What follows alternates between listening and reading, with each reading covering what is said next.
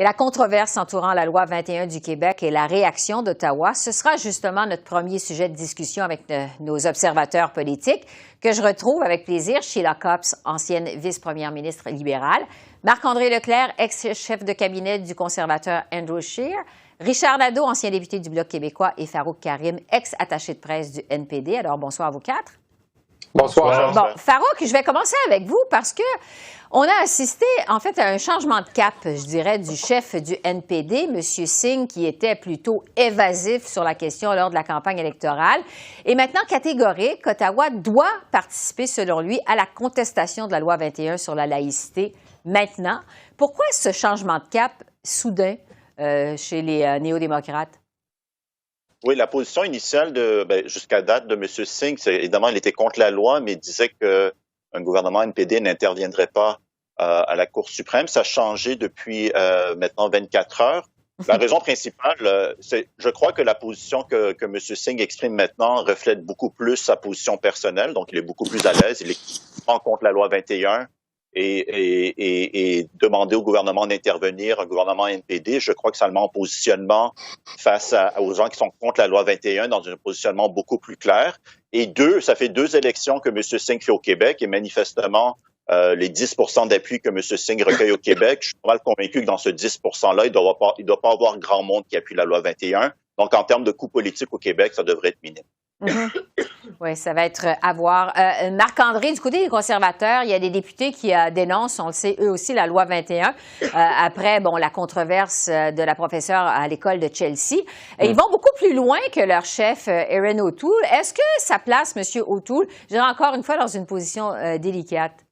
Ah oui, tout à fait. On le voit depuis les derniers jours, comment il y a quelques députés conservateurs hors Québec qui sont beaucoup plus vocaux par rapport à leur position. On a vu aujourd'hui, plutôt ce matin, que Mark Stroll, député de la Colombie-Britannique, disait que le parti devait changer sa position, que le fédéral devrait intervenir dans le cas de les contestations judiciaires. Donc oui, effectivement, ça va être très difficile pour M. O'Toole qui dit, c'est une décision pour le Québec et ça va être intéressant de voir comment les députés québécois conservateurs vont se sentir et quel genre de discussion que ça va causer au caucus. Mais on sait déjà que M. O'Toole est fragile dans son leadership et ça, c'est sûr, ça va le fragiliser davantage. Oui, un autre test peut-être de leadership pour M. O'Toole. Tout à fait. Au Bloc québécois, Richard, évidemment, on défend la compétence du Québec à légiférer en matière de laïcité. Le Bloc est même allé cette semaine jusqu'à demander le rapatriement de l'ambassadeur à l'ONU, Bob Rae, qui a affirmé que la loi 21, ça viole la Déclaration universelle des droits de l'homme.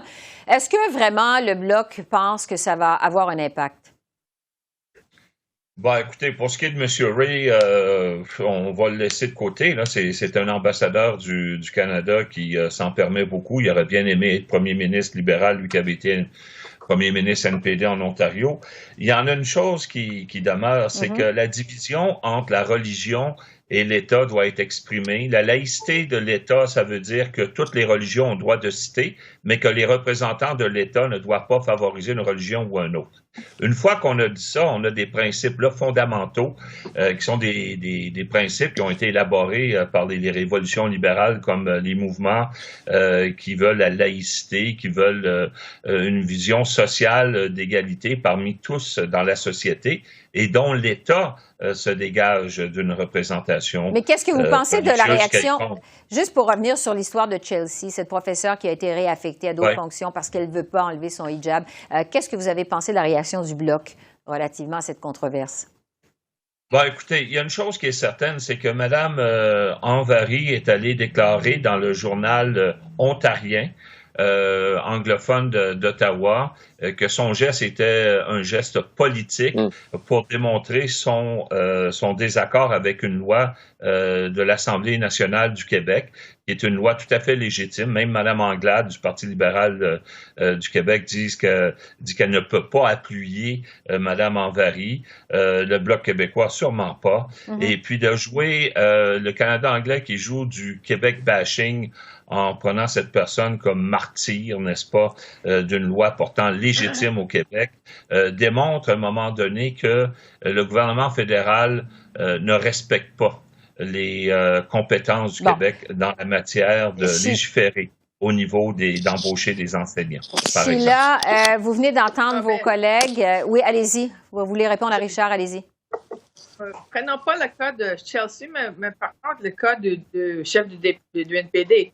Selon la loi 21, le chef du NPD ne peut pas être premier ministre parce qu'il porte un turban. Il ne peut pas enseigner dans Ça, une c'est école. faux, parce que monsieur... Non, il peut pas occuper. Oui, il peut l'être parce que ce n'est pas un il peut employé pas de occuper l'État. une poste C'est les employés de l'État qui sont touchés par cette loi. Là, Sheila, vous faites de la démagogie. Alors, il peut être premier ministre du Québec en hijab, mais il ne peut pas être enseignant. Comment ça, Ben, comment ça c'est logique? C'est le Comment ça, c'est fait logique? qu'il n'est Mais pas c'est un pas logique. employé de l'État à ce moment-là. Vous n'avez Mais jamais vous été êtes employé le de l'État, madame député de l'État, vous avez étiez droit, une élue comme de député l'État canadien. Donc, le député a le droit et faire de la le démagogie à ce OK, niveau. on vous entend pas parce que vous parlez les deux en même temps, mais Sheila Copps, est-ce que le gouvernement Trudeau devrait contester maintenant la loi 21 du Québec? Parce que, bon, il garde la porte ouverte, mais il dit pas maintenant. Je sais qu'il garde la porte ouverte. Je sais aussi, durant la période de l'élection, tout le monde marchait sur les œufs parce que c'est une question très politisée au Québec. Maintenant, en fin de compte, je pense que quand on a des exemples précis, comme une enseignante qui apparemment, de toute évidence, a fait un très bel job dans son école, les gens vont probablement penser différemment.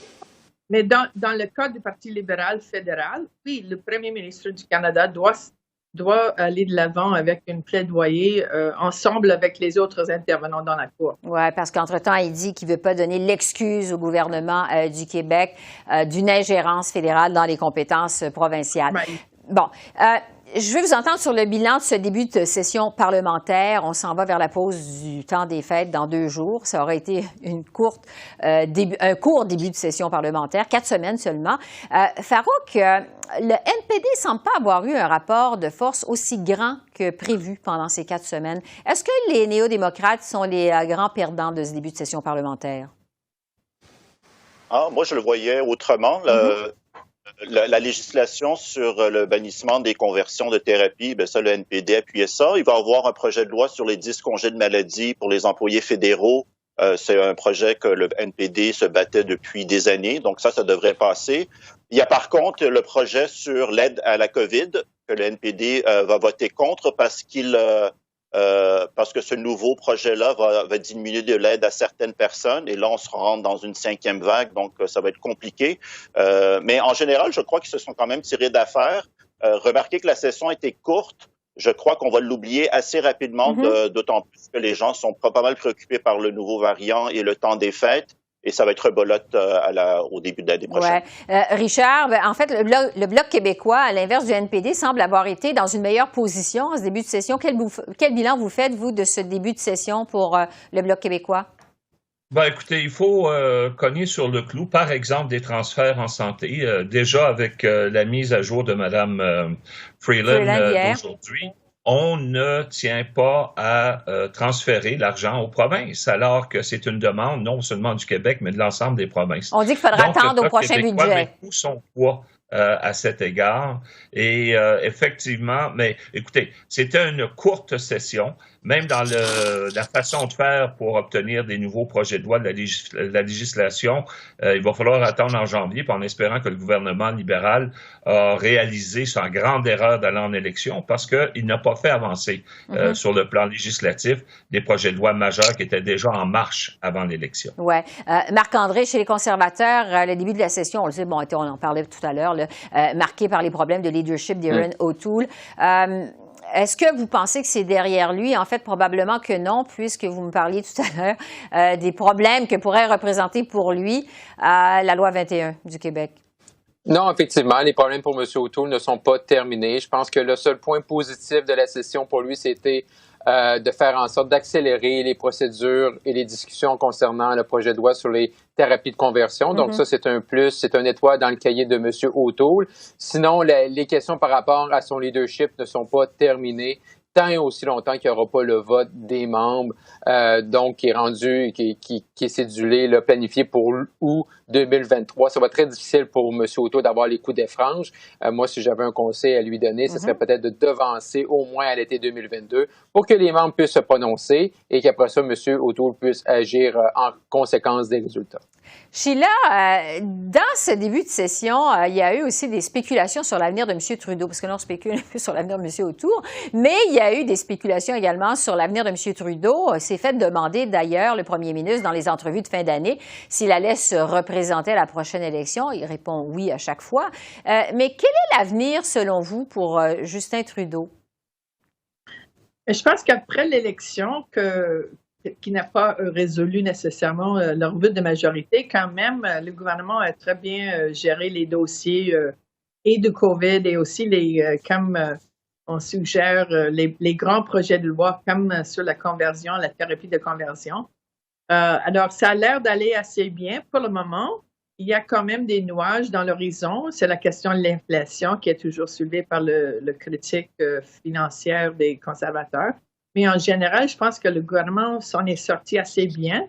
C'est sûr que M. Trudeau va dire qu'il va rester parce que le moment où on dit qu'on ne reste pas, on devient une coquille vide. Alors, on est mieux juste de continuer, mais est-ce qu'il sera là aux prochaines élections?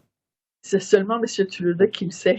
Oui, c'est ça. Et ça, il risque de subir les spéculations encore beaucoup en 2022. Alors, Sheila, Marc-André, Richard et Farouk, merci beaucoup. C'était notre dernier panel, trop rare au cours des dernières semaines. Mais bon, les événements à la Chambre des communes faisaient en sorte qu'on ne pouvait pas se rencontrer pour notre rendez-vous du mercredi. Donc, vraiment, on vous souhaite de joyeuses fêtes à tous les quatre et au plaisir de vous retrouver à la reprise des travaux aux communes à la fin du mois de janvier. Merci à vous quatre. Merci. Merci. Au revoir. Joyeuses fêtes. Joyeuses fêtes. Bye-bye. Au revoir. Au revoir.